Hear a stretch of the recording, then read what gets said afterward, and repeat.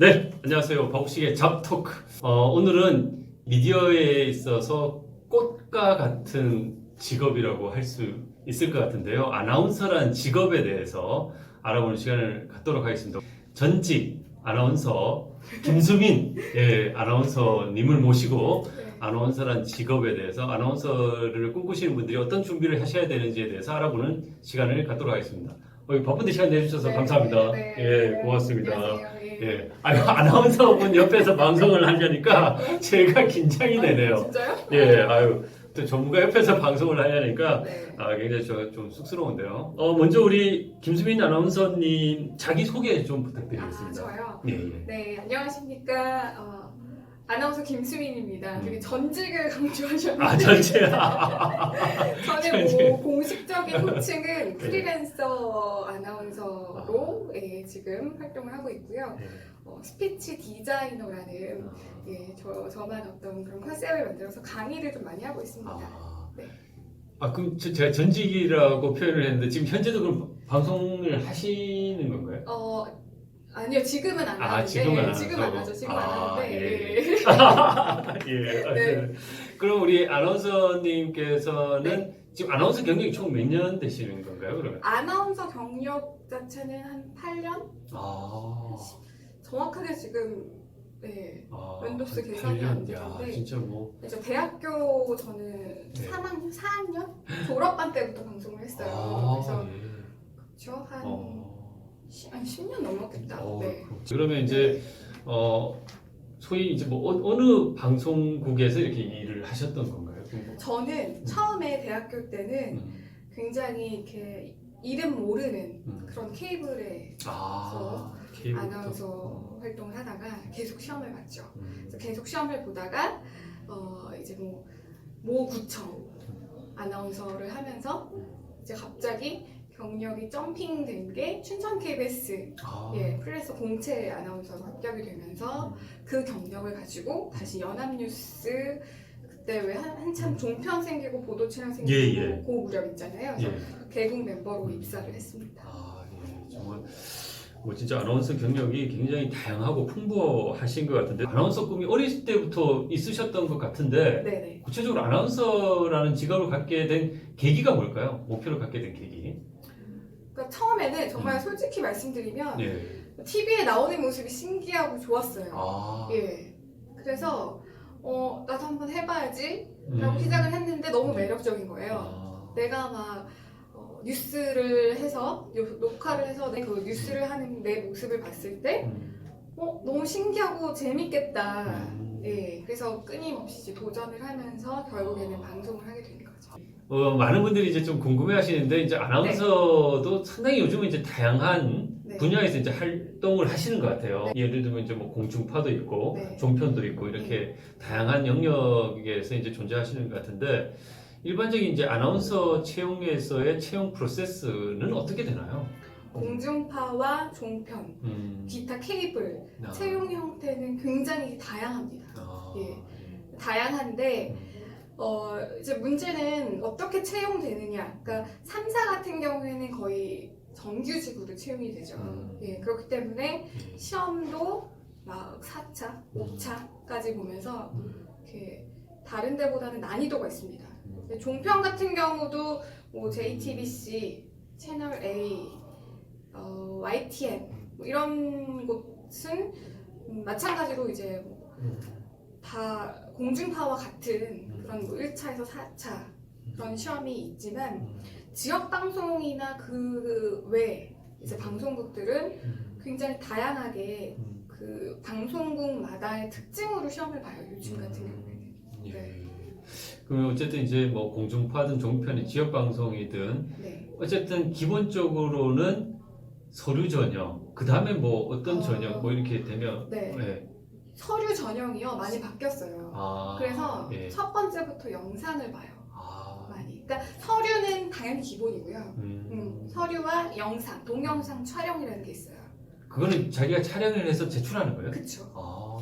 지방 3사, 뭐 지방 3사를 뿐만 아니라 연합뉴스도 그렇거든요. 최근 이제 얼마 전부터는 동영상 촬영을 해서 본인이 방송하는 거 자기소개뿐만 아니라 뉴스, 그 기타 장르 이런 거를 촬영을 해서 이제 제출을 하죠. 그럼 거기서 이제 걸러지는 거죠. 서류 전형에서 영상을 촬영해서 제출하고 그것을 거친 다음에는 또 어떤 과정들이 일반적으로 있는 건가요? 또 보통 필기시험. 필기시험. 네, 필기시험이 있고요. 필기시험이 있고 필기시험이 없으면은 그다음에 뭐 실무 면접. 실무 면접이 카메라 테스트. 카메라 테스트라는 건 뭐 진짜 우리가 이제 뉴스 방송을 하는 것처럼 그렇게 테스트를 하는 건가요? 그쵸. 우리가 생각하는 것처럼? 예, 예. 그래서 보통 그냥 예. 다 뭉뚱그려서 1차는 카메라 테스트다 이렇게 생각을 하시면 돼요. 예. 근데 그게 통과하기가 진짜 어렵죠. 왜냐면 요즘은 아나운서 지망생들이 다 이뻐요. 저 때와 또 다르게 다 이쁘고 다 똑똑해요. 예쁘다. 그래서 본인의 개성을 어떻게 어필하느냐 이게 굉장히 중요한 것 같아요. 예. 진짜 뭐 그런 어려운 관문을 통과해서 채용이 확정이 되면 네. 어떤 형태로 이제 계약을 맺을 텐데 고용 관련해서 네네. 일반적인 이제 방송사에서의 아나운서 채용의 고용 형태는 어떻게 되는 건가요? 물론 정규직도 있을 것 같고. 네. 예. 프리랜서, 계약직 프리랜서. 예. 굉장히 다양합니다. 그래서 정규직으로 고용되는 곳은 이제 공중파 외에는 잘 없어요. 네, 이런 말씀 솔직하게 해도 될지 모르겠는데 현실적으로 알려드려야 되니까 대부분은 프리랜서 계약직이라고 생각을 하시면 돼요. 그럼 프리랜서라는 것은 그러면 네. 이분이 방송을 할 때만 급여를 받는 개념이 되는 건가요, 그러면? 그쵸, 회당. 그럼 방송을 안 하면 그분은 급여가 없는 거네요? 잘리는 거죠. 아니, 최종 합격했다고 하더라도 네. 굉장히 불안에 시달릴 수밖에 없겠네요. 예. 모 회사가 얼마 전에 이제 뽑았어요. 최종 합격을 시킨 거예요. 예. 근데 이 친구한테 방송을 안 준 거죠. 뽑았는데. 그래서 마냥 대기하는 것도 제가 건너서 봤어요. 그 모습을. 그럼 어쨌든 대기하는 기간에는 아무것도 없잖아요. 그쵸. 그 채용 형태가 일반 분들은 되게 아나운서가 돈을 많이 벌 거라 생각을 하시지만 그렇지 않습니다. 이것도 진짜 아나운서를 꿈꾸시는 분들이 네.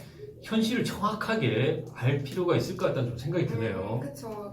아나운서를 준비하는 지망생들이 안타까운 거는 이런 아카데미 비용, 그다음에 기타 외 꾸민 비용이 굉장히 많이 들어요.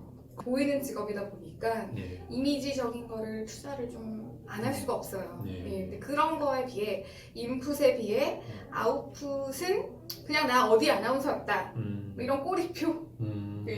막연한 환상을 갖기보단 현실을 냉정하게 알고 준비하시는 것이 정말 필요하다는 좀 생각이 드는데 그렇죠. 일반적으로 정규직 채용은 공중파를 제외하고는 거의 없다. 네. 나머지는 거의 다 프리랜서나 계약직 형태로 채용이 된다. 네네. 아나운서라는 직업을 준비하는 거는 너무 저는 대환영이고 얼마든지 응원을 하는데요.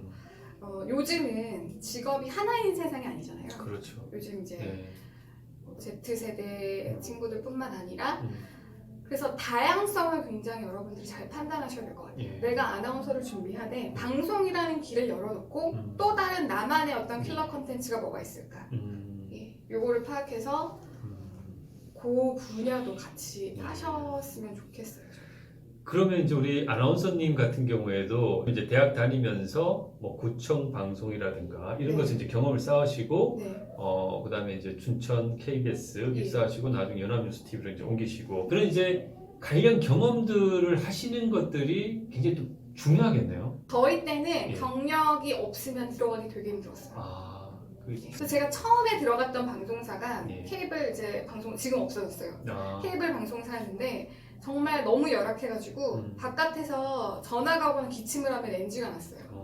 하지만 해야죠. 그렇죠. 내가 이러려고 아나운서 그렇게 열심히 준비했나 하지만 경력을 만들기 위해서 또 다른 회사로 점핑하기 위해서는 방송을 했어야만 했죠.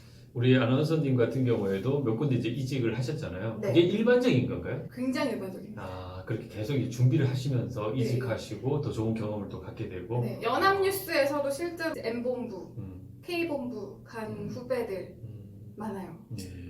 연합뉴스에 있으면서도 고용 형태가 프리랜서다 보니까 계속 시험을 보는 거죠. 거기서 이제 경력을 쌓고 또 공중파로도 이제 네네네. 준비하시고. 네네. 아, 네. 일단 그러면 이제 뭐 처음부터 내가 공중파만 오로지 가야 되겠다 이렇게 생각하기보다는 네. 다른 데서 경력을 쌓고 그쪽을 준비해야 되겠다 이런 것도 하나의 방법이겠네요. 그쵸. 아. 예.